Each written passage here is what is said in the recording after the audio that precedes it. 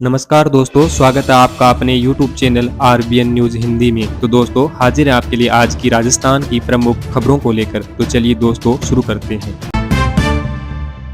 राजस्थान में मंत्री पद की दौड़ में इन दो चेहरों को मिल सकती है बड़ी जिम्मेदारी।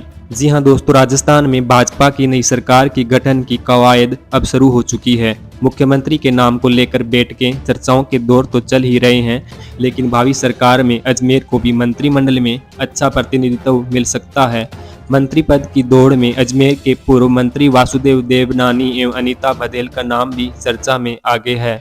अजमेर जिले की 8 विधानसभा सीटों में से भाजपा ने इस बार 7 सीटें अपने नाम की है। इसमें अजमेर उत्तर से विधायक वासुदेव देवनानी एवं अजमेर दक्षिण से विधायक अनीता बघेल ने लगातार 5वीं बार जीत दर्ज की है। वहीं ब्यावर से विधायक शंकर सिंह रावत ने लगातार चौथी जीत दर्ज की है।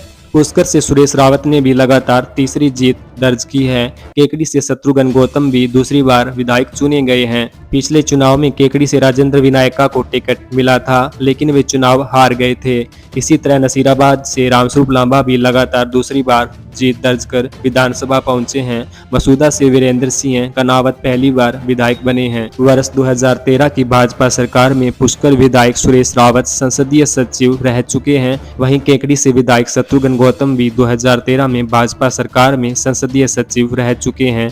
दोनों फिर चुनाव जीतकर विधानसभा पहुंचे हैं। ऐसे में इन्हें भी जिम्मेदारी मिल सकती है। जयपुर में सुखदेव गोगामेड़ी के अंतिम दर्शनों को उमड़े समर्थक, बादरा में आज अंतिम संस्कार। जी हां दोस्तों, आज सुबह 8 बजे SMS अस्पताल की मार्चरी से शव को हनुमानगढ़ के लिए रवाना किया गया है। परिवार और समर्थकों की मौजूदगी में शव को वाहिनी से शव को हनुमानगढ़ के लिए ले जाया जा रहा है। जयपुर के राजपूत सभा भवन में समर्थकों और परिवार के लोगों ने उन्हें श्रद्धांजलि दी। उसके बाद सीकर रोड पर भी कई जगहों पर कुछ देर के लिए शव वाहिनी को रोका गया, जहाँ समर्थकों ने सुखदेव सिंह के अंतिम दर्शन किए। हनुमानगढ़ के बादरा में शव को ले जाया जा रहा है। वहां पर करीब 5000 लोगों के जुटने का अनुमान लगाया जा रहा है।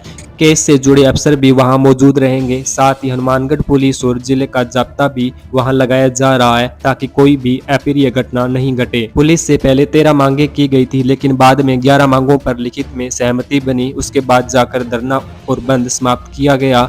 इनमें से बड़ी 2 मांगे SIT के जरिए जांच कराना और दूसरा आरोपियों को 72 घंटे में पकड़ना है। इस मामले को लेकर श्यामनगर SHO समेत 3 पुलिसकर्मियों को भी निलंबित किया गया है।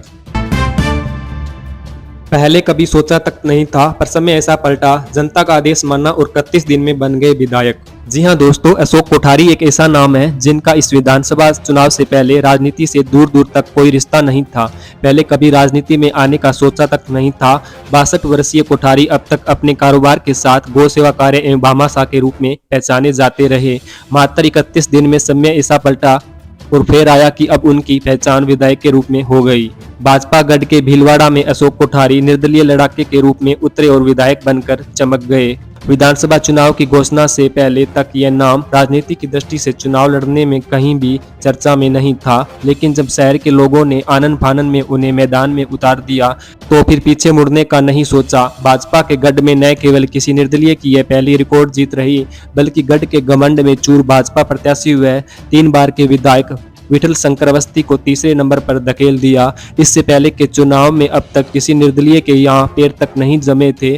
चुनाव परिणाम से पहले तक किसी को अंदाज तक नहीं था कि भाजपा को उसके गढ़ में ऐसी करारी हार मिलेगी। इसमें खास बात यह रही कि न केवल खुद कोठारी बल्कि उनके समर्थन में जुटा एक एक कार्यकर्ता खुद कोठारी बनकर चुनाव लड़ रहा था। चुनाव सिद्धांत व उसूल पर लड़ा गया, इसलिए पहली बार निर्दलीय की रिकॉर्ड जीत हुई।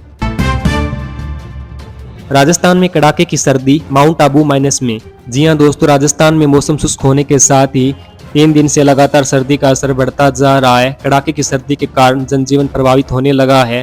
तापमान में लगातार गिरावट दर्ज की जा रही है। मौसम विभाग के अनुसार इस सप्ताह मौसम शुष्क रहने के साथ सर्दी तेज होगी। 10 दिसंबर तक राजस्थान में मौसम शुष्क रहेगा।